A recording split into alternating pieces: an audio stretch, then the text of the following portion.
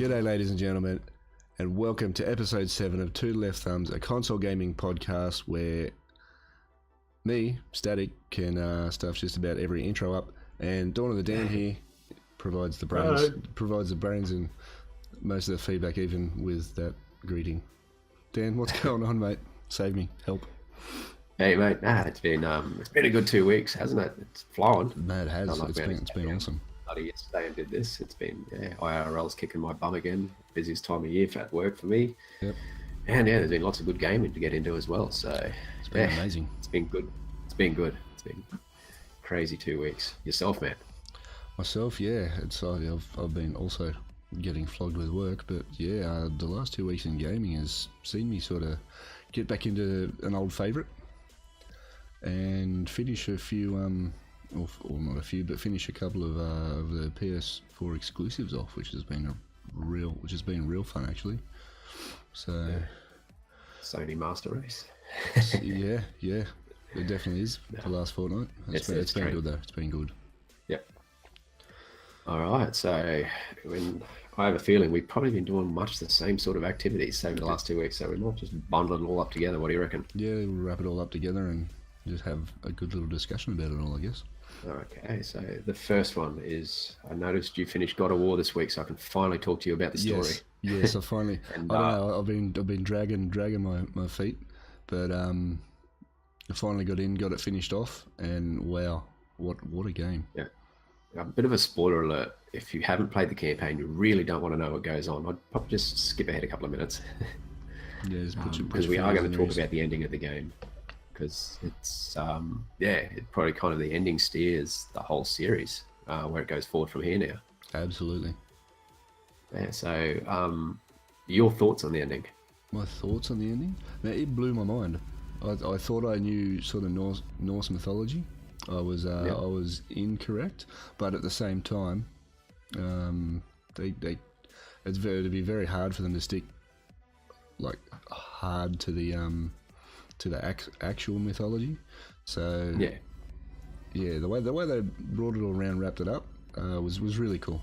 It was really cool. Yeah, as I said, yeah. They blew my mind. It had me staring at the screen with my mouth open for a good 5 minutes. Fly trap. Yeah, it was. I really liked it. There was one little scene there, right before you sort of went to this is a spoiler like you wouldn't believe. So if you really don't want to hear it, put your fingers in your ears or something. But the scene right before you head out and spread Faye's ashes, where on the wall, the carvings on the wall, obviously this has all been written. It's been prophesized, yeah. Everything's been written, and you sort of watch it all unfold in front of you, and you've seen everything that you've just done. But what is sort of covered, and what Atreus doesn't see, is him holding you. Yeah. And you're dead. Yeah. At one point, he's going to kill you. Oh, that's yeah. So as I said, the big spoiler is that you find out your son is inside Norse mythology. He takes the part of Loki, which, unlike the Marvel universe, isn't Thor's half brother. He's the son of a half giant. He's got giant blood, and he at Ragnarok, which is the Norse equivalent of the apocalypse, he fights on the side of the giants, and generally has taken up the part of the devil, for want of a better word, in Norse mythology. So he's always pitched against Odin. He very rarely works with Odin or any other more popular Norse gods. Yep. Him and Thor have lots of misadventures together and all that sort of stuff. So yeah, I like how they twisted that in. The only difference between sort of the Norse mythology and what happened in the game was that in Norse mythology it was his father who was the giant. Whereas obviously Kratos isn't a giant, so they had to twist it around, make his mum the giant, and Kratos come along with his god blood. So yeah, man, I like God blood. Get it into you. Yeah, it's good stuff. So yeah, I found like it was this ending. You're sort of like there, and then all of a sudden it's just like poof, it stops, and you go, yeah, boy, let's go home. You're like, holy smokes, we got a lot of ground to cover. Yeah. So so the direction of the sequels, you can see that okay, we're going to definitely come up against Thor and Odin and a whole bunch of other these guys in the future. The devs already indicated that there is no expansions to this game. This is it. Yeah, right. So there's no little bolt-on DLC packs or anything else like that. So a sequel, for want of a better word, would be just another massive single-player campaign. Yep. Because it does feel like there's DLCs waiting. It does, yeah. It absolutely does. Especially sort of right at the end, you're like, well, you can sort of see how they're gonna. I'm sure I spoke to you on Discord about it. I can see how they're gonna tie onto it with a DLC in future. And if there's nothing slated for it, that's that's what I was sort of like. Okay, when's the DLCs coming out? Because we gotta. There's going to be some people pissed at us because, obviously we pissed off the witch in the forest. Oh, absolutely. She was not happy at all. Interestingly enough, Loki was the downfall of Balder in Norse mythology as well. So they kept that line that was implemented in the downfall of Balder. Yeah, it feels like they tried to stick as close as they could. But yeah. She's pissed off at you, so she's going to be out for your nuts, and she did promise. She did promise. Yeah, and I don't know about you, but every single one of those cupboard things you open up with the stories, every single one of them, the last panel was Odin or Thor beating somebody to death, or spearing someone, or hammering someone. So obviously they're not like the nicest guys you want to invite around for dinner. No. So, and they're probably going to be out for us as well. So. Yeah, good times ahead, I reckon. Yeah, we've caused some havoc, so they're definitely coming after us. Yeah, and we still don't know why Boulder was sent to our front door. It was way back. It was never explained. We still don't know why Odin was interested. We gathered that it's actually more interested in the sun, not Kratos. Like we first believed, we thought it was just all about us because we're, this Greek god that's in hiding. Yep. But as the story sort of unfolds a bit, you go, okay, they're more after the kid, and possibly because it's the ties to Ragnarok, where they don't really, But they sort of we still don't know why these assholes are out trying to get us. Yeah. So I just got to turn some business off. I keep getting notifications. Someone keeps inviting me to a party on Xbox, and they can go away. All right, so one other boring bit of Norse trivia while you do that is that at Ragnarok, Loki is meant to face Heimdallr on the battlefield, and Heimdallr owns the mighty horn, or battle horn, called Gjallarhorn. So, go Bungie. So you'll have this crazy rocket that shoots Wolfpack rounds. Nice. So, as I said, you can see Destiny borrows heavily from many mythologies in that regard. Part of the attraction of it originally. So as I said, I just want to pick your brain. What made this game so good for you? Because literally, it's been one of the best games I've ever played. Story, campaign, and the mechanics. So, what did you like best about it? I think it was all of those. Obviously, it was all of those things put together. One thing that really stood out for me, though, I can't really say what made it great for me. Like, the story was awesome. It kept me with it the whole time. But the puzzles really stood out. Like they, I don't know, the way they brought them all together. Like each one sort of got a little more challenging, especially with the chess. Each one sort of, especially as you went on in the storyline, each one got a little more challenging as far as where you had to find things and how you had to interact with them. And they were kind of gated to parts of your gear. So not only you just couldn't go out first thing and just solve all the puzzles in the first 10 minutes. They kind of gated them, but they were gated alongside your gear. So as you picked up bits of kit, these puzzles become unlockable for you. That's right. So remembering where like you had to use the Winds of Hades or whatever. It's like, okay, I know I had one of those puzzles earlier. Where the frig was it? Yep. So that to me was really, really well done. It's like, okay, these puzzles, it's an open world, or as open as you're going to get in this type of game. Yep. and all the stuff's there, but you actually can't do it because you don't have the right gear to solve them. So you don't have the right tools, so to speak. So I found that really clever, a really clever way to implement it.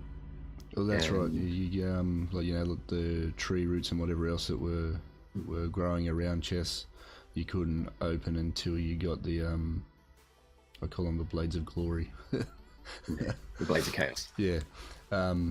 Until you got those, the other one you couldn't get until you knew how the electric arrows worked with the like the world tree sap and all that sort of gear. So you had to get the electric arrows to start with, then you had to know how it worked. So I found that was really cool. The way they just sort of brought all of that in, and like you said, it wasn't all at once. You couldn't just go out and you can't just go out and get everything. You've got to sort of work your way through. They were there. Yeah, so I had to circle back. Yeah. And so as I said, we all know how I really hate there being the collector and all that sort of stuff. But what they did well is actually made you want to go explore and go searching, because every nook and cranny or puzzle gave you something that helped you or built your levels or did something. Yep. Or there was a dirty stinking traveler guarding it, and you just have to kill those people. Yep. So for me, it was the entire package. Everything just felt seamless. How it just went from cutscene to game to puzzle to a combat. Everything just flowed so well, and every single part of it was enjoyable. Like the combat mechanics, while they were simple to get into, difficult to master. You could get really good combo strings together if you took your time and didn't mash buttons. Yeah. And so and I'm still mashing buttons, especially on the Valkyries. Same. So I should have done this. Real Dark Souls sort of moments with the Valkyries, but that's for me. As I said, it was just so. There's not one single element again that you go, yep, that's just absolutely fantastic. That's what I love most about this game. It's the whole package. They put it together so well, and I don't know how to coordinate it, but it was just basically your gear was worked seamlessly with the puzzles and the environment, and different weapons were good for different even trash mobs inside a fight. Yeah, you'd swap weapons midway. Switching between weapons was really cool as well. Yeah, or like you throw your axe into someone's head to freeze them, and then you'd rip your swords out and get a big combo in or something like that. Yeah. So even the weapons, even though one was cold, one was ice, one was fire, you could synergize your attacks with those things as well. So everything just felt like it was really, really well thought out and constructed. The game was virtually seamless. What was your favorite battle in the whole game? Oh, shivers. Now you ask the question. Yeah. Oh no, we didn't go over this at all. So I just dropped this on Dan. I just dropped this on Dan right now. Yeah. So I'm keen to see if it's the same as mine. Impactful was the first fight versus Baldo when he knocks on your door. Yeah. That set the scene for the whole game, didn't it? Yeah, I was like, oh God, I'm back. that was one of those moments. Well, for me, I've never played the game, so it dropped me right in it straight away, and I started on hard mode as well, which was because you see him. It comes out of the hut as this creaky old man, and completely the opposite of every Kratos I've ever played ever. Where he's like, no, just go away, just leave us alone. I want to plant flowers, and and then it pisses him off, and it's like, yeah, I'm back, and then you go and stomp his head and smash him through rocks and everything else like that. But it was probably that one. That was probably the most impactful. All the battles are enjoyable, so that was probably the one for me. My favorite was the last battle we had with him. Yep. That just everything about it, the cinematic and cutscenes that weren't really cutscenes.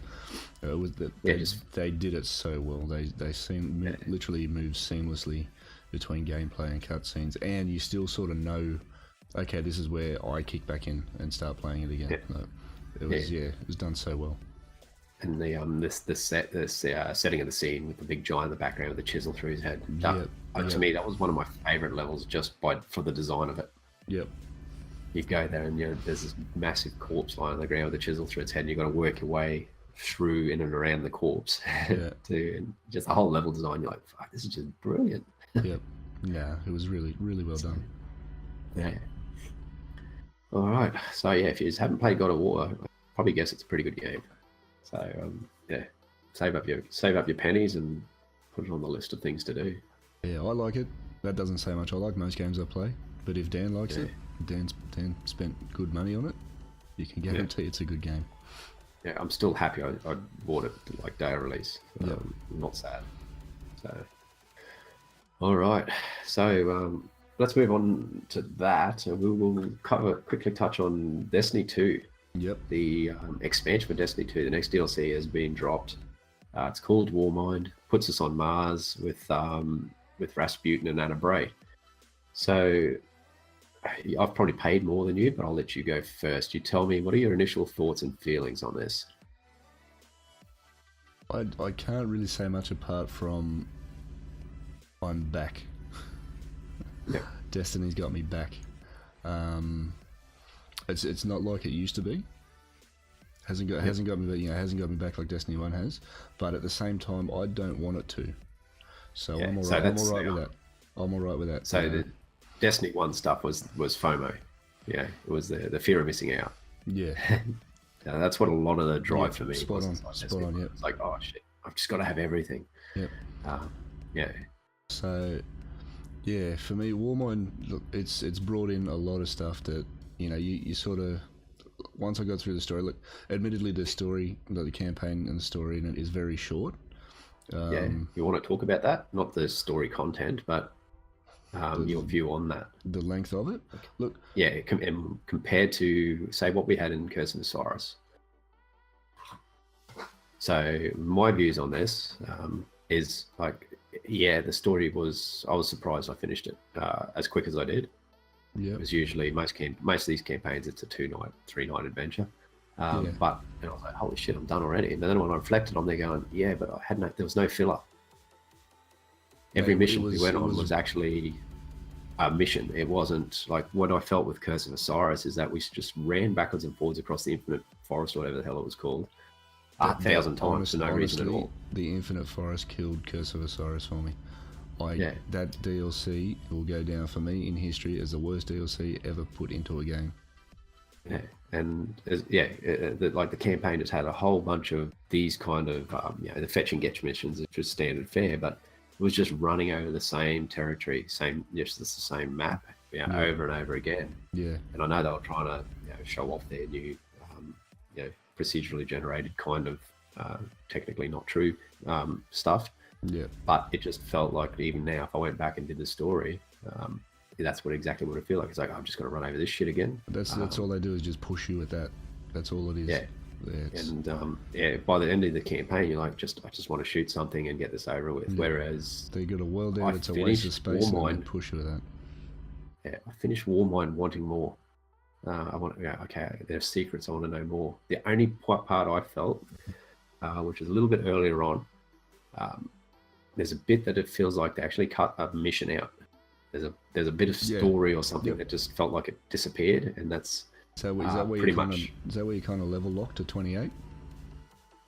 I can't remember. You met the big blue grumpy Smurf man, and you're suddenly heading down this track, and all of a sudden you're somewhere else, and everyone else seems to know everything, and you're sitting there going, "What the fuck just happened? Yeah. Why am I in this cabin chasing this fucking big worm?" So. Yeah, for me, it's like, wow, that felt a bit disjointed. But apart from that, and that could have been done like with a loading screen. They could have just had the ghost and Anna Bray talking or whatever, and just done it. Yeah, they could have made that match up a bit better. It's like, but I think they did take steps to get rid of the filler content this time around, which, as I said, I appreciate because, while I enjoy the stories and the campaigns and these things, we don't play the game for the campaign. It's over quick. We play it for the end game. So. Yep. Yeah. I played it solo, as I'm sure you did. So I felt solo. It was challenging enough. Like I said earlier, there's 3 things that really annoyed me about it. The first one was being level locked. Yep. When you're trying to get through a campaign, don't level lock people out. Yep. Because don't lock it. Just have a suggested level. It becomes ridiculously evident that you want them to hang around and maybe have a look at the escalation protocol, but what you got to end up doing is just running public events, and there's enough in the game that pushes us towards public events. So Yeah. cut that out. The second one was Zavala. Fuck, didn't he have the sheep dance on, didn't he? After we saved him from drowning in his own beer, he really should be thanking us for letting us sniff our farts. No. So how about you don't carry on at us, you shut your hole and just take us to where we got to go. And the third was, it's probably a petty grievance with it, but having 2 potential raid bosses in a story mission felt a bit off. You know what I mean? Like, once we faced Nokris, I'm sitting there going, okay, this is the end already? Like, wow, that was short. And then we go on from there. We see Zol. We're like, okay, so do we now go and hunt Zol? Like, or is this setting the scene for the raid there and it is over? And and no, that wasn't the case at all. We go and hunt Zol. That was really odd. At the end of it, and the brevity of those encounters, like the Nokris fight, don't get me wrong, fantastic battle. The mechanics were really cool. I enjoyed the battle, and like I said, solo it was challenging. So. Oh yeah. So yeah, as I said, I felt I'd say is that over, but obviously being Hive, we've just gotten rid of their day skins. They're still floating around somewhere and probably come back later and try and kick us in the nuts again. Yeah. But yeah. So yeah, as I said, like with the campaign, it was short. I actually appreciated that. It's like you didn't put me through, because I've still got to run another 2 characters, and you didn't put me through 9 hours of tedium. I'd be happy to jump back in. Yeah. Now you're glad for punishment. So, you know. But so as I said, I actually I know that the internet was not enough campaign. It's like go get a life, nerds. It was good. I appreciated that fact. And instead of having all these filler quests in your campaign, we've actually got secrets again. Yeah. So when you finish the game, you get a whole bunch of like these little side quests pump up, and they're all linked to exotic weapons or gear, or there's things to go around the map and shoot and collect, which eventually unlocks, similar to the husk things from Taken King, that you collect a certain number and it unlocks this, and then you collect a certain number more and it unlocks this. So they've got that back, and that to me was the biggest tick. I wasn't expecting to see this much content inside this DLC. I was actually surprised. I wasn't either. Like on the pleasant side. Yeah, like we heard from like people at Myland Games who went over to the Destiny or the Bungie Summit, and like they said to us, Warmind is not going to be the answer everyone's after. And look, let's face it, it's not the answer everyone's after. It's definitely a good like a good spearhead, I guess, into the next DLC. But they're continuing this direction in September.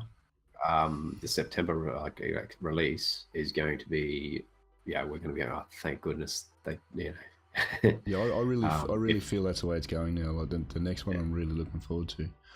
But so it was told to us that this would not be the answer that everyone's looking for. I feel it was a little more than not the answer. You know what I mean? Like, I think they've done really well with it as far as being able to bring people back. Yep. And put in a lot of stuff for people to do. What I'd like to, I'm hoping that they sort of, there might be a few more things that they've put into it that we don't know about yet. Yep. Yeah, they had the ARG thing where simple, and they linked all this stuff together and eventually found that canister over in the park in New York. Yeah, that was cool. With that, there was like a gold coin and the Valkyrie spear and the gold coin, and then one was of like just 3 take one Valkyrie spears in the world. Yeah. Yeah, that's amazing. So it was like, like it's shit like that. It's like, that's what sort of made it special, and even everyone sort of must have an idea now that we're getting some of our old gear back again. The quest for the sleeper simulant was a fun quest. It took me 3 nights to complete. So I still haven't got into it. I saw pretty much the first. Sorry, to cut you off there. The first morning I'd heard of it. I saw people already had it. This is the kind of thing. These are the kind of people who in a week or 2 are going to be bitching there's nothing to do. Oh yeah, and they've got to realise that you play the game to death like that, you're going to run out of content. So it took 3 nights to do it. The quests were by the time I completed each step, I'm going, yep, I've had enough of this. But they weren't like, say, like the D1 sleepers thing, where the war sats on Mars, for example, Yep. where you spent 3 nights just trying to kill 4 war sats. Yeah. On public events in Mars. It was terrible. You know, probably not a bad idea, but just poorly implemented. Whereas each one of these, like, had specific objectives. It wasn't just a time. You know, you just got to wait for random shit to spawn. You know, it's everyone was connected to a physical location or a certain activity and all this. So it was a good, fun quest, and it was good to finish it. You're like, when you're done, you're like, you got to run, and you're like, I earned this. I feel good, and that is what has been missing to me. And I'm still avoiding YouTube and all this sort of stuff because there's a whole bunch of other stuff out there that I am barely aware that exists. Yep. And I want to stumble across it in my own dumb time. Yep. So, no, as I said, it didn't fix Destiny, and there's still probably problems in there. It's another leap in the right direction. Yeah. Oh yeah, where we've had like every patch we've had has been kind of just like a realignment. Yeah. I feel someone here grabbed the steering wheel and really pointed us in the right direction. Yeah. Yeah. So said good times ahead with that. All right, the last game we've I haven't played it this time around, but I've already played it in previous history. Is Beyond Two Souls. As I said, I've gushed over this game, I think, in the previous 2 podcasts, so I'll let you gush over it this time. No, this game is amazing. It's another one I've played it over 3 nights, so I guess in the scheme of things, it's only quite a short game. Well, that might be 12 hours tops. Yeah, it's a PS3 game though, which was standard campaign length at that time. Yeah, right, okay. So at that time, that's roughly what those games, they were between 12 to 16 hours. Yep. It was amazing. The amount of stuff that they packed into that was unreal. Yeah. The journey that you go on with Jodie and Aiden, I can't handle the way they say it, the way they pronounce Aiden. Maybe we pronounce it wrong. I don't know. But the journey that you go on with these two, I don't know, did you play it in the order it was meant to be? Because you get an option that you can play it in chronological order, which is like start of life to end of game sort of thing. I played it the pure story mode, so you pick up and you go backwards and forwards and all over the place. So it bounces around all over the timeline. So you can be 6 years old, then you can be 20, then you can be like 12.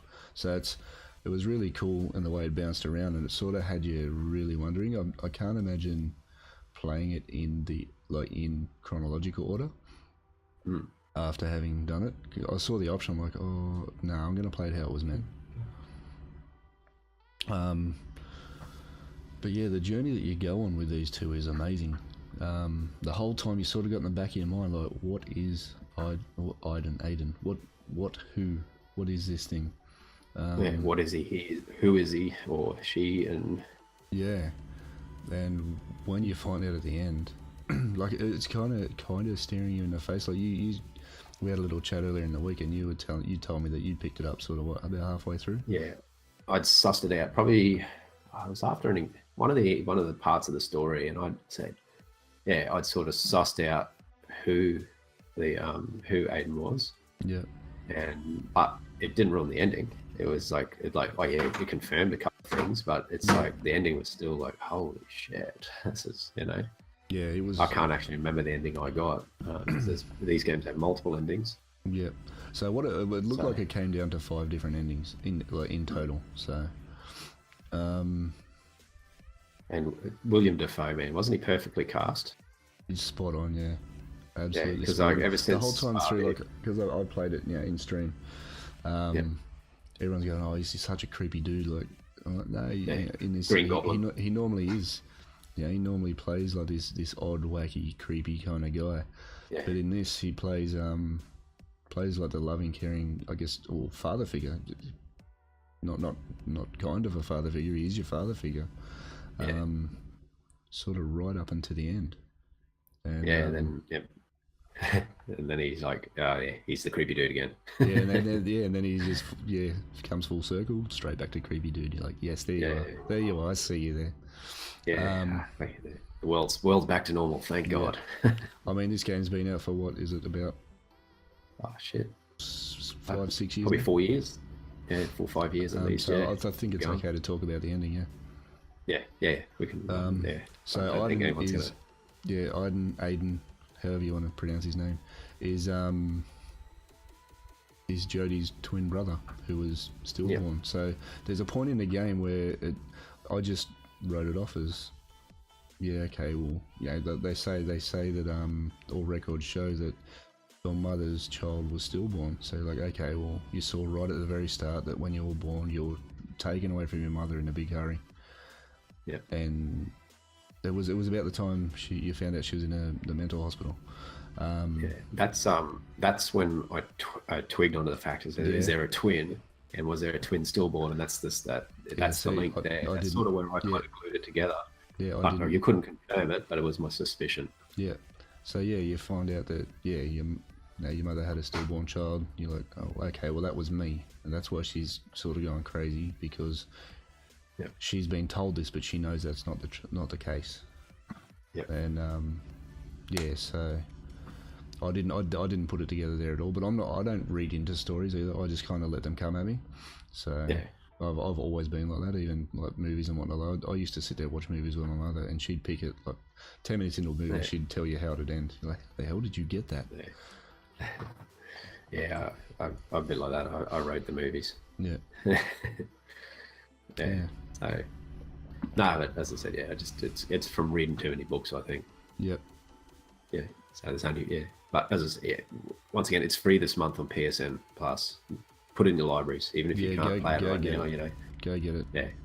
It's brilliant game. Yeah, as I said, it's free. It's fantastic. So it ticks the 2 Fs. And it's a really cool sort of like almost choose your own adventure kind of game almost. Yeah.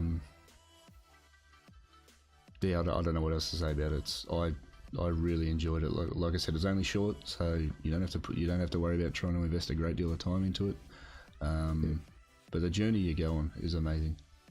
Yeah, and it's an emotional journey too. It's not just absolutely, fun hack and slash. It's a platforming kind of adventure. It's a fairly like emotive kind of game where you these people pull at you a little bit, especially like when she's a little girl and all this bad shit's happening. It's pulling at your heartstrings. So so as I said, it's once again, it's free. Try it out, people, because it's the right price. We all got limited budgets. Yep. Yeah, we all got limited budgets, and to be able to get an adventure like this for nothing, it's opportunity. If there was a game like this every month for free, I'd probably never have to buy a game again. So, so this leads on to its next. It's whet your appetite, obviously, for Become Human. The next Quantic Dream coming out. Have you pre-ordered? Yes. The game to get Heavy Rain, because I'm pretty sure if you pre-order, you get Heavy Rain for free, which was their first game that I can remember on the consoles. There was one before. It was Fahrenheit. I did a little bit of research on their back stuff, but Fahrenheit came around about 2003, I think it was. Yep. So right back. I have pre-ordered. If I get Heavy Rain, I don't know, but I can only assume I do. Because I'm pretty sure you can. If you pre-ordered, you got access to Heavy Rain now. If I read the promo shit right. I didn't do digital, so. Yep. All right. So that'll be it. I'll probably get a code or something like that. Yeah, because Heavy Rain's good fun too, man. Yeah, I did a little bit of reading on that, and I went, okay, I'm going to stop reading now because I feel it's starting to give a little bit too much away for me. It was. But yeah, it definitely had me looking. Like finishing up Beyond Two Souls definitely had me looking. Yeah, because it definitely has its mind blowing moments too as you progress through the story, and you're going, hey, what sort of shit. So yeah, definitely jump in and have a swim around that game. And I'm pretty sure it's pretty cheap just to pick up anyway. The remastered version. It's I haven't had fairly, a look, but I can't imagine it's too much. Yeah, fairly low cover charge for once again a good fun immersive experience. Yep. which generally what we want when we play video games. Yeah. As I was reading actually, I've just a little snippet of useless information for everyone. Willem Dafoe and Ellen Page, who were like massive, like the massive stars of the game, spent a year in the Quantic Dreams Paris studios recording the voice lines and the motion capture for it. So that's some fair time to put into that. Hell yeah. Yeah, because they're all basically it's all that motion capture sort of stuff. Yeah, and you've got, and I'm pretty sure the next game's exactly the same. Five or so different storylines, I guess you could go through. So yeah, definitely, and they're virtually unique. There's no other game out there that is a Quantic Dream game. When we first started talking about them a few weeks ago, and that's what I said to you, they've got a unique feel, flavor, and direction to them. Yep. No other studio replicates that to any sense that they do. They're definitely different, definitely a different type of game, but yeah, they're just it's hard. Yeah, they're just really, really top games. Yep. All right. So had fun. Good game. Yeah. Next. Okay, so we'll move on to freebies for the month, and freebies and specials. So we've covered Beyond Two Souls. We don't think we need to go back there again. Check. The second one out for the month is Rayman Legends. So I've dug a bit further into this because I kind of last podcast I dismissed it as being, because I've played some of the earlier ones, as being a just a standalone platformer. Yep. And it sounds like it's a little bit more than that. And one of the little things, gems I found in it, I've got to jump in and have a look, but it has a multiplayer co-op mode. So that could be fun. Yeah, we might be able to have and I think it's up to 4 players. Oh, really? At once. So, so we can have I can feel a co-stream in the future, man. Because I'm guessing it's a no-brainer, but that's the pick for the second half of the month. So there's only the two games this month, yeah? Yeah, there's only 2 for PS4 this month. Yep. On that, the support for PS3 and Vita games on the PSN Plus, I think expires March next year. Right, okay. So after March next year, you won't be able to get PS3 games or Vita games through the PS Plus subscription. Yep. Or the freebie of the month sort of thing. So it's sort of signaling their end of support for the PS3 console. Yeah, they're kicking that last gen, Yeah, when we're talking that we have a possible, another console coming out in the next year or so, it's probably not. It's not a totally unknown fucking aspect. So all right. So as I said, it's and reading a bit about Rayman, it actually seems to be that they're talking about as one of the better platformers of its time. So, as I said, I'll jump in. I'm going to have a look at this, and I'll get back to you and let you know. Or we'll get back to you and let you know that if it's any good, and throw down your cold hard cash to get it. It's mate. If for nothing, if we can do a co-stream on it, why not? Let's do it. Yeah, and as I said, we might be able to bring a couple of viewers in and have some shenanigans. Cool. All right, so over on PSN, the specials and everything else. This probably is a PSN exclusive. Tom Clancy's Counter-Strike, Global Siege, whatever it is actually having a free weekend this weekend, so you can download and play the game for free. Is that CSGO? CSG, CSG, whatever it is. Yeah, right, okay. Yeah, so if anyone's had thoughts about playing that game but don't want to spend money, this is a free weekend from the 17th to the 21st. You get in and get a taste of it for free, so which is a good thing. All right, so get into PSN specials. So their deal of the week for this week is a game called Kingdom Come Deliverance. It's down to $55. It's an action RPG based around Bohemia sort of times, and you take the part of a blacksmith's son who's out for revenge for them killing your village. It kind of got a lot of mixed reviews. They tried to make it as historically accurate and realistic as possible, which sounds great, but probably doesn't make a game fun. Who wants to stop to eat and sleep all the time? I haven't played it. I probably won't be playing it. The rest, the rest of the specials are they're just pulling out a whole heap of old classics and marked them down. There's a whole bunch of stuff under $30 available. So you have the remaster of God of War 3 is $17.95. Yeah, don't jump into it expecting it's God of War, the game we just played. It's more side-scrolly, epic QTE type game. Game 7 Ways to Die, which I see reasonably popular on the streamer lists. It's sort of a zombie apocalypse survival kind of game. Yep. That's down to $15. Mafia 3, which is a GTA clone, but by all accounts was a pretty good game. It was $22.95. The previous two Far Cry's, Far Cry 4 and Primal, are both under $20 each. There's a whole bunch of Assassin's Creed games for under $20. Not the latest one, so it's like Syndicate, Black Flag, and all those ones. They're under $20. Fallout 4 is under $20. Uncharted 1, 2, and 3, $12 each. There's some good titles.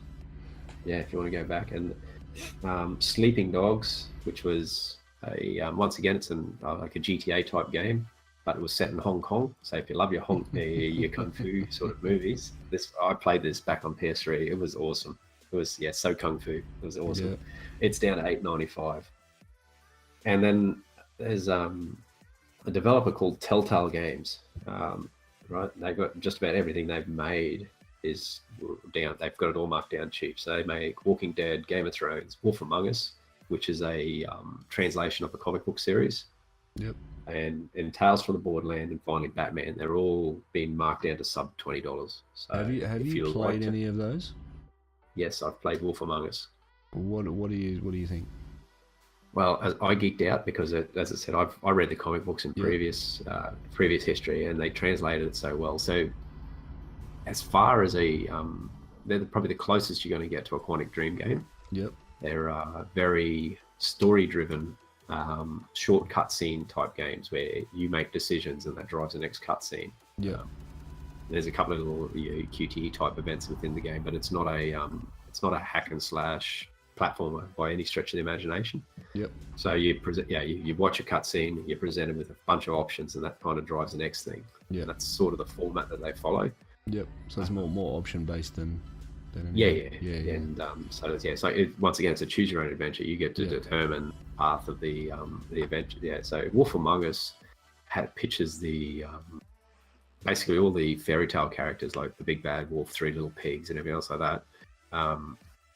They live in an alternate dimension that coexists with ours. So they're all like living in the city with us, and we can't see it because we're dumb mortals. And the big bad wolf's the sheriff and the detective and all this, and he's got a drinking problem, and the three little pigs are mischief makers, and they've set it up so pretty damn well. Yeah, right. Okay. And the big bad wolf's got like a romantic history with Snow White and all this sort of shit. So the dude that originally created the comic books had one hell of a twisted imagination. And it was, for me, it was like, it was a trip down memory lane, jump back into that. Yep. But I've heard the Walking Dead series was a really well done series. I can't really comment about the rest because I sort of never wanted to throw like $50 at that kind of game. Yep. But when they're $10 or something like that each, that's a good entry price. And once again, you can lose 6-7 hours easy into these games. Nice. All right, I'll hand over to you for Xbox. All right, so with Xbox Gold we have Metal Gear Solid 5: The Phantom Pain. That title doesn't sound like it was real well thought out, does it? No, it's Japanese. What do you expect? Yeah, it is free up until, with your Gold membership, it's free up until the 16th of June. So. It's a good MSG. title too. It's a good title. I must say MSG games are always solid games. Yeah. Super Mega Baseball's still there. Still kicking on. You've been thrashing that one to death, I see. I still haven't downloaded it yet. So I think if I'm choosing between the two this month, or at this point in time, so Xbox Gold are odd. It's not monthly. They just kind of do it for a certain time and then they just bump it out and put the next one in. So.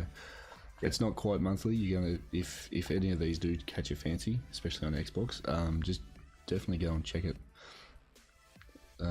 There's a good chance by the time you're actually probably listening to this that it's not there anymore. But definitely go and check them out because there's always some good ones there. And then we've got Vanquish for the 360. I know nothing about it. I didn't even look into it. So deals with gold, we have Mass Effect Andromeda, the Deluxe Recruit Edition. This includes Asari MP and Turian MP recruit packs. Not having not played the game, I have no idea what they are, but they seem like a little bit of a DLC. That is $24. Yeah, they're 2 races within the game, I'm pretty sure. Yeah, right. Yeah, so that's not a bad price. That wasn't violent against Andromeda. Wasn't a bad game. You just got canned the shit out of because everybody was expecting something and they didn't deliver that. Yeah. But having said that, the animations in the game are terrible. The cutscenes. I remember seeing the memes between it and Hellblade. Yeah, as I said, you had a studio of thousands versus a studio of 20. One game was seamless and another game was trash. Yeah. And it was the cutscenes were no better than, like, say, Mass Effect 3, which was a last gen game. Yeah. So from a big studio, you do expect a little bit more spit and polish. So, a lot of that caning they deserved was self-inflicted. Yeah. We've got WRC 5 World Rally is $18. So if you're into your rally games and whatnot, that's a good one. Devil May Cry 4. There's a whole bunch of Devil May Cry games available right now. They seem to have gone through the whole bunch. Devil May Cry 4 Special Edition is out for $20. I'm pretty sure that includes everything, any DLC that goes with it. WWE 2K18 is $50, down from $99. So if you're a wrestling fan, get amongst that. For me, I used to be a wrestling fan as a kid, so back then I might have asked Mum and Dad for the money to get it, but now I think I'm happy enough. I don't know how well. Yeah, I don't know how well those games have evolved. I don't know either. I can only imagine they've done well. Like, you know, the games, those fighting games like UFC and all that sort of stuff have come a fair way. So, but yeah, I'll go back to, you know, the old Sega Mega Drive and all that sort of gear, as far as the wrestling games go. And Dragon Age Inquisition, the DLC bundle that comes with all DLCs for $40. 14. Yeah, that's a ripper price for that game. That a good mate of ours, Psychotic Sage, lent me like the original game on PS4. I've still not played it. It's still sitting here. I've got to give it back to him. I've still not played it, but he's told me it's a brilliant game. So the Dragon Age games are good. There was only one of them that was poop. Yeah, I've never played Inquisition, but for $14, I'd throw that money down. And enjoy it. Yeah, it comes. There's so many DLC. Yeah, there's so many DLC packs. I think there was like 5 or 6. So that's an amazing price for $14. All right. Yeah, it is actually. As I said, I'm almost going to buy an Xbox just so I can get it for $14. Yeah. All right. So we'll jump over into news and updates. So Destiny we covered above. I'm not going to go there again. So out and about this week we've seen Bethesda drop some trailers, and we expect to see a little bit more at E3, I guess, about the E3. Sorry, E3. Rage 2. It's early, man. It's early. Yeah, I can't word and you can't brain. It's all good. Yeah. So the dev teams that made Just Cause and Mad Max have joined forces, and we're seeing Rage 2. I've watched the trailers. It looks fairly damn good. It looks like Borderlands, Big Bad Brother. Yeah, right. That's the look and feel of it. It's in the wastelands. Borderlands has that cel-shaded cartoon style to it, which is synonymous with the series. This one here is same sort of settings, but a lot more realistic. Seems to be based a lot on big guns, lots of vehicles, big explosions. So we'll see how that ages going forward. So the PS5, Sony has confirmed that there will be a PS5. There's been a lot of discussion around, especially with this generation of consoles, where we've had like upgrade packs. The PS4 Pro, the Xbox One X1, whatever it ends up being. Xbox X1, XXX.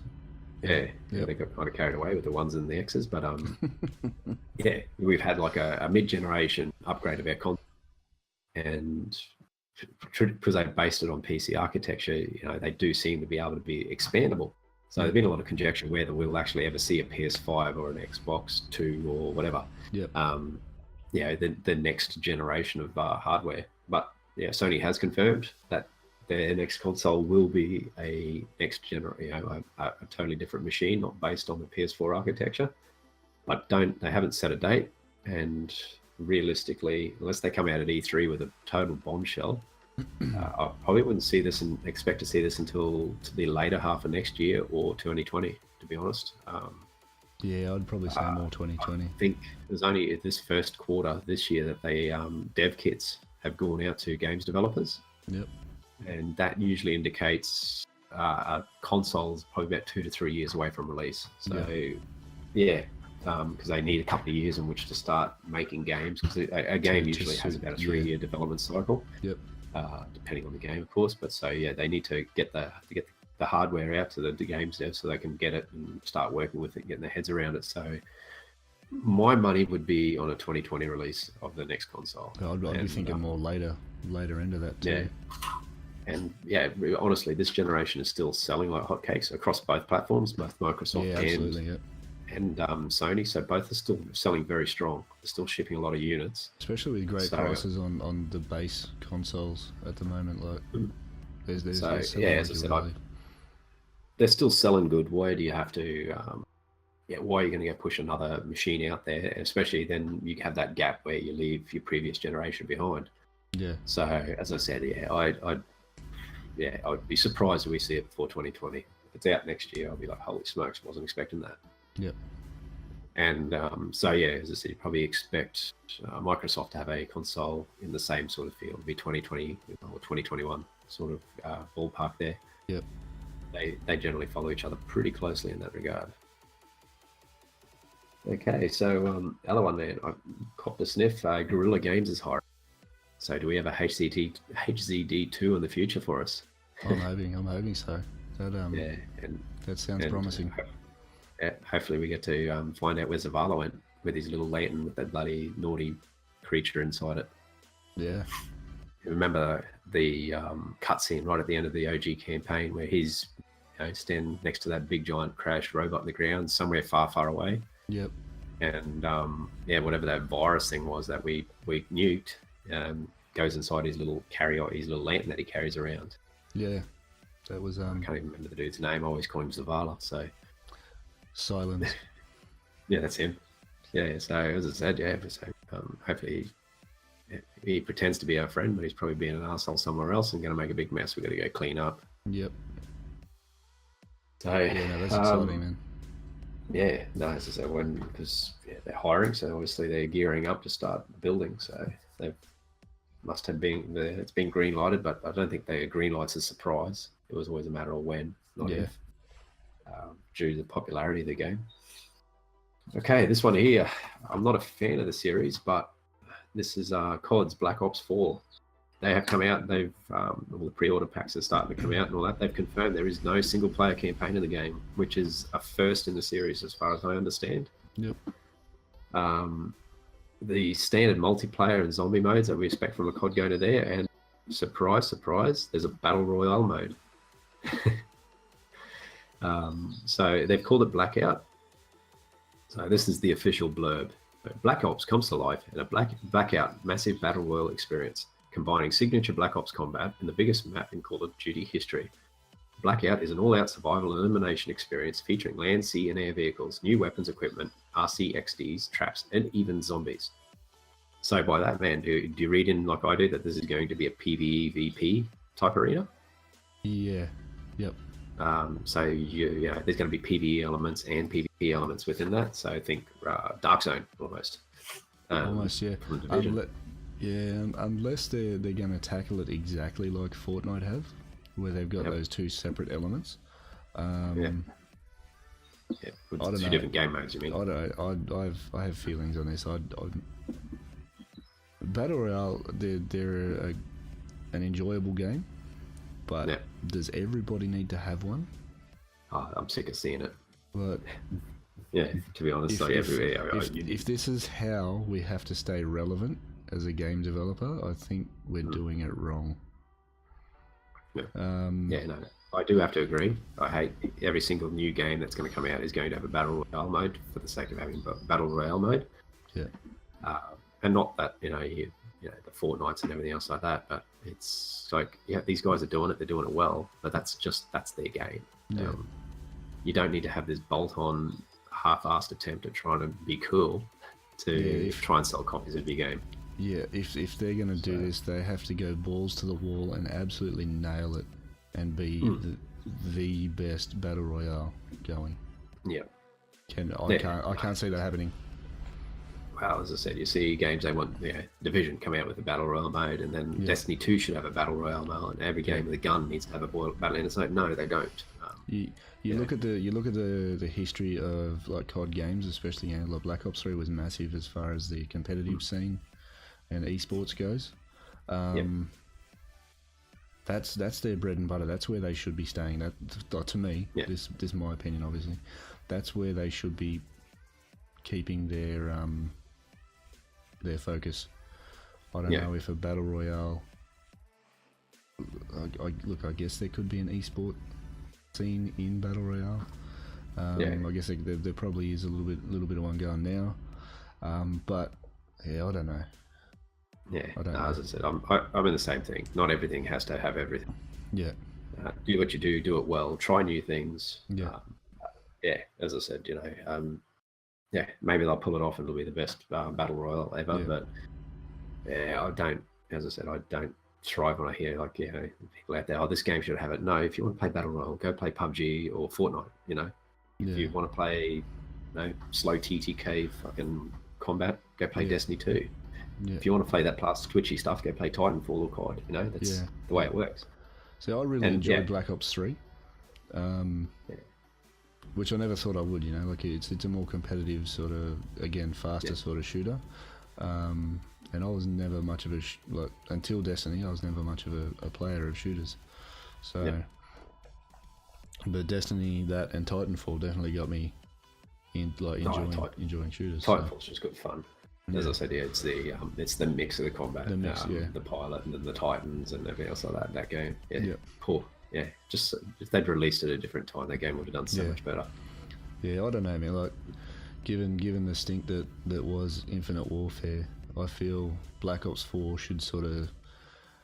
I don't. Yeah, but is it playing it safe at the same time? If they just sort of sit on, go back to what they're good, what made Black Ops 3 good.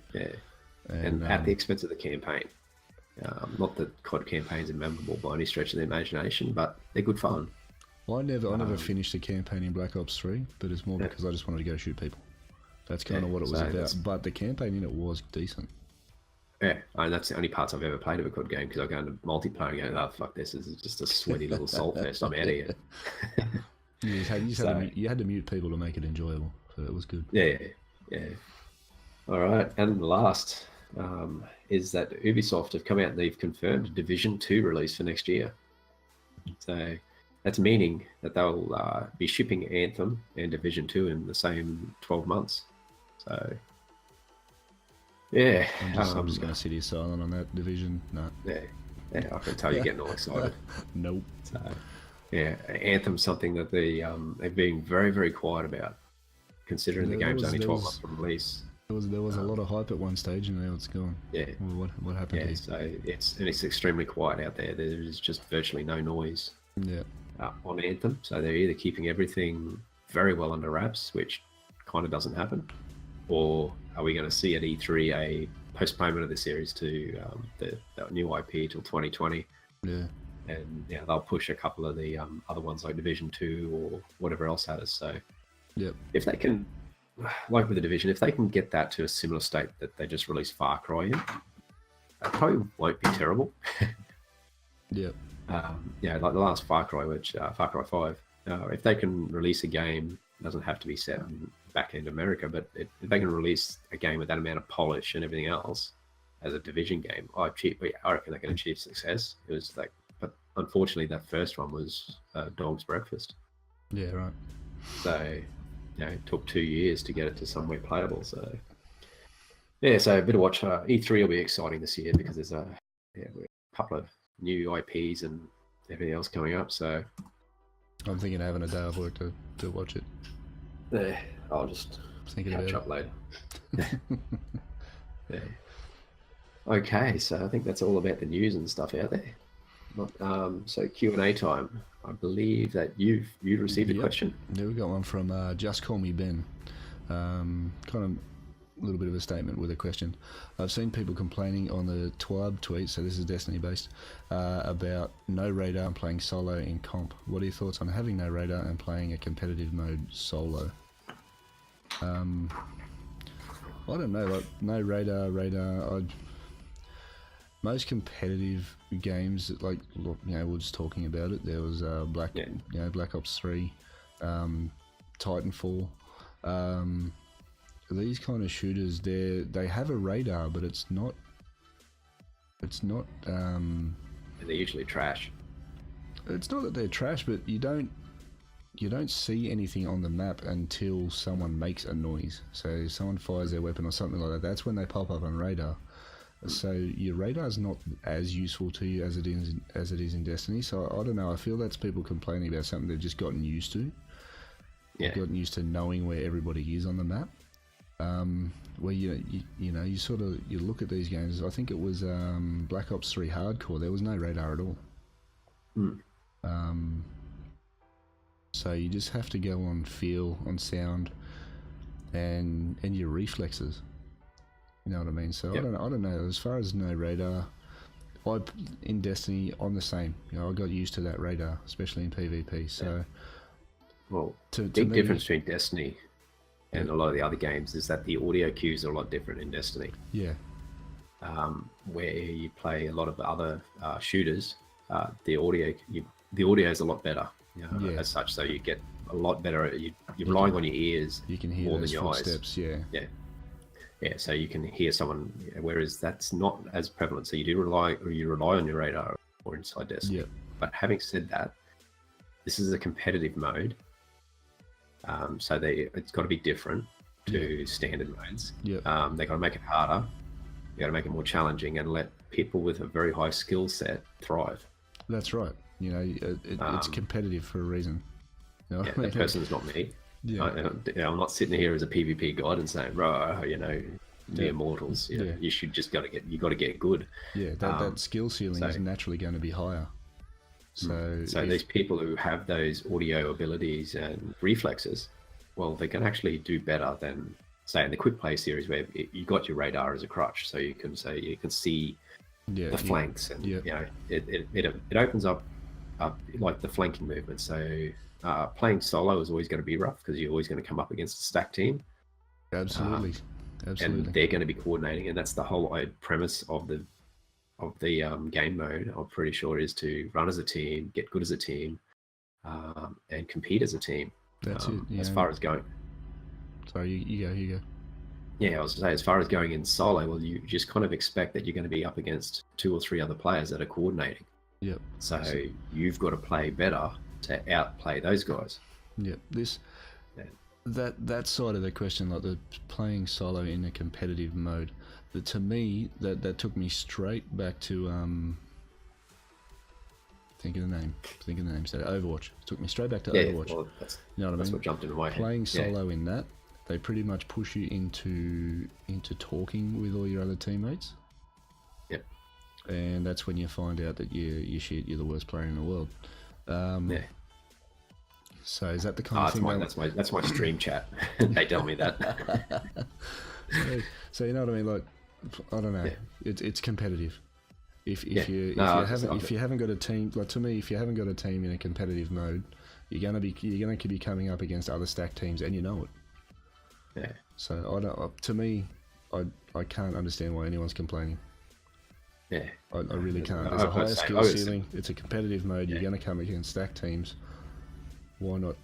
This is what Destiny does. It tries to get a community together. It tries to get people together to play. So if you're always playing solo, reach out. If you get absolutely smacked by someone on the opposing team and you sort of inspect them or whatever later, and you find out that they're only running with 2, maybe send them a message. Say, hey, good game. Do you mind if I team up with you? You might find out that they're actually decent people, and they're going to say, yeah, man, let's go. Yeah, Not everyone on the other end of the control is chewing on Doritos and Mountain Dew. That's it. That's it.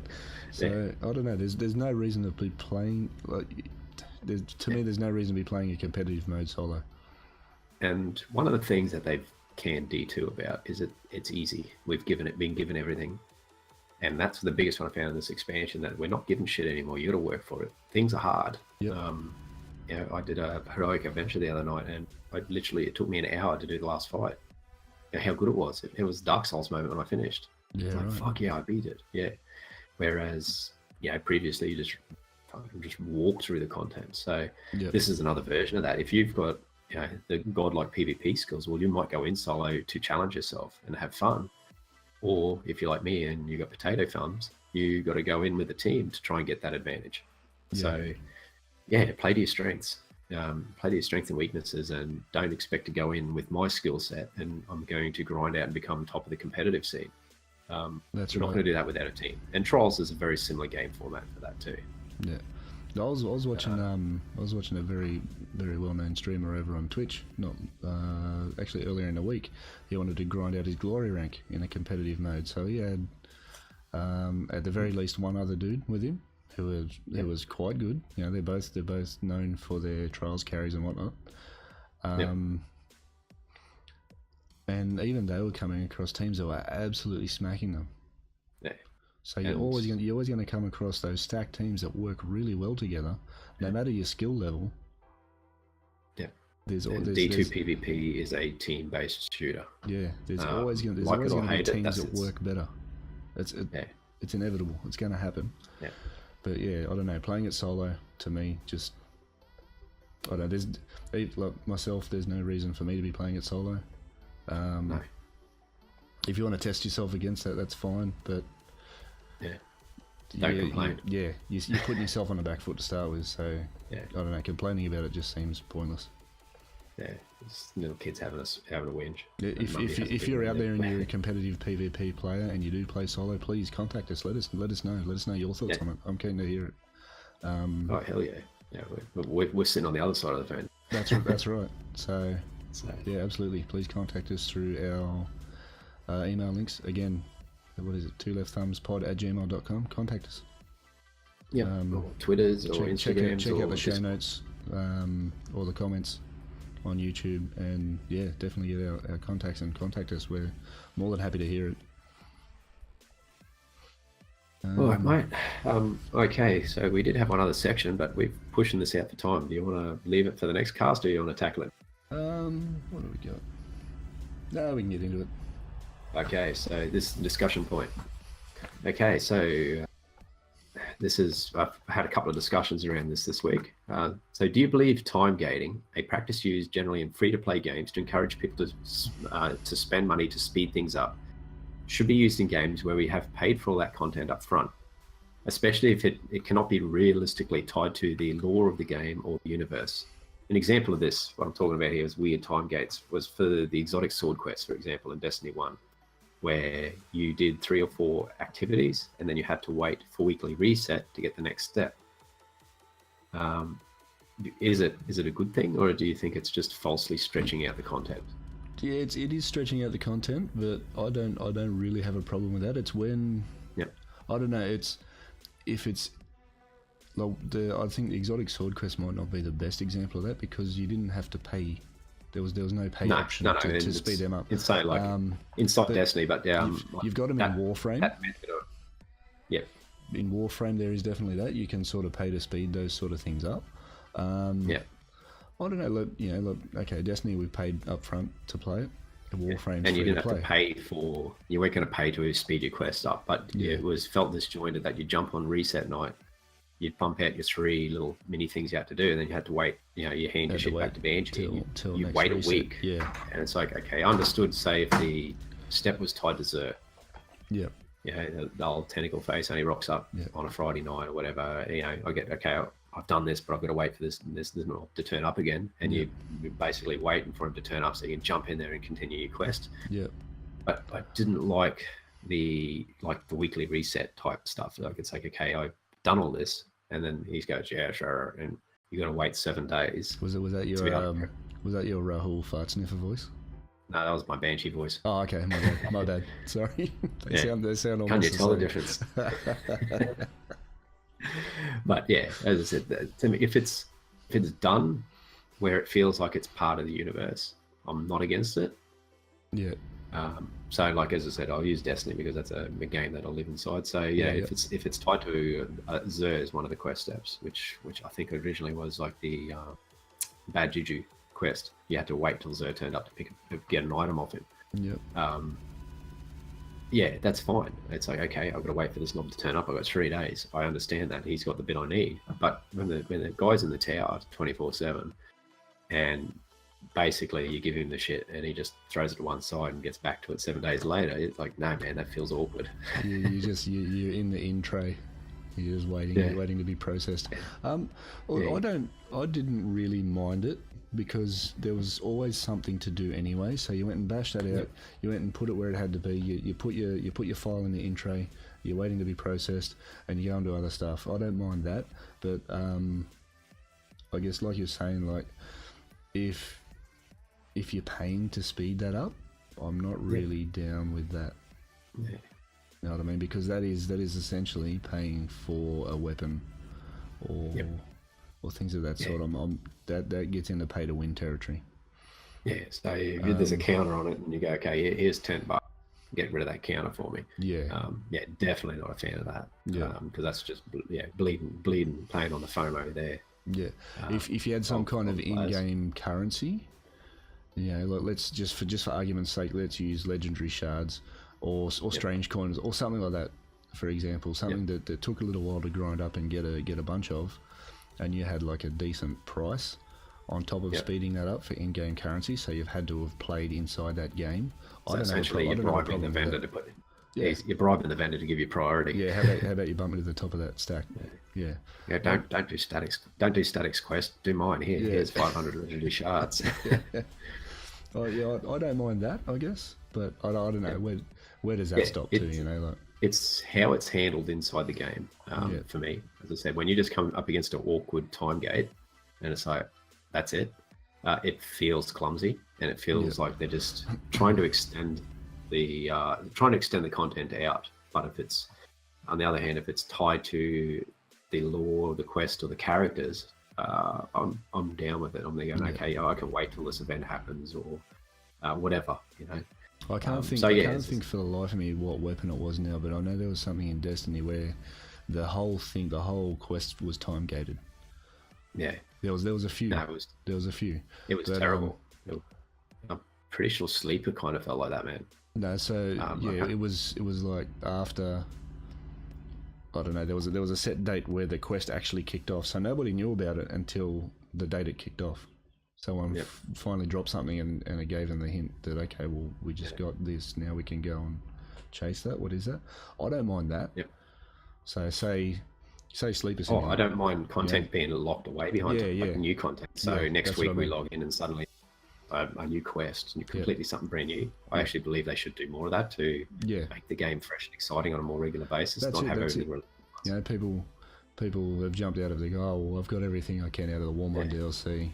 I'm done again until the next one. And then all of a sudden their mate comes out and goes, oh, have you got this? I got this last night. Like, hang on, what? Yeah, Twitter catches fire. I haven't played it for 2 weeks. Like, yeah. Your Twitter catches fire about this new quest or something, and everybody's and everybody excitement again. Yeah. So I'm cool with that sort of stuff. Yeah, it's got to be handled properly. In my world, make it feel organic. Don't make it feel clumsy. Yeah. All right. So I think that's about that. So what are you up to over the next 2 weeks, man? Well, next week we look into Detroit Become Human. That's the 25th of May. That drops. Until that happens, I'll be looking at possibly a Rayman co-stream, Rayman Legends co-stream. A bit more Destiny. Might actually try looking at some of these quests, and probably a little bit more Fortnite. Just while we're waiting it out. For me it'll be Destiny, and I'm jumping into a new game, Nier Automata. So new old game. Old game. Yep. Beautiful. That's my plans. All right. So I think that wraps that up. That might have so as usual, people, you can find us. You want to talk to us, find us, whatever. We're we're on the internets everywhere. So you'll find me, Mixer, Dawn of the Dan, Twitter, Dawn of the Dan, and Instagram, Dawn of the Dan. And Static, where can we find you? Me, Static goes everywhere. Yeah. So we're not hard to find. We're not hard to find at all, guys. Again, if you do wish to ask any questions, one thing I wouldn't mind doing actually is maybe even have some viewer or listener submissions to the. If you're watching on YouTube now, you can see that we have a sort of skin around us. This one in particular is a Horizon Zero Dawn screenshot. If you guys wanted to submit something like that we can make a skin like that out of, more than happy to run with it, use it, and maybe even, or not maybe even, we'll absolutely credit you like in the bottom right corner or something like that. So that'd be cool if you wanted to do that. And also just any questions, especially again if you are a competitive player in Destiny PvP or PvP in general. I wouldn't mind hearing from you. So contact us. Any questions? Contact us. 2leftthumbspod@gmail.com or Static Oz everywhere, or Dawn of the Dan everywhere. Nice stuff. I think we're done. All right. I'll catch us later. Peace. See you. Bye.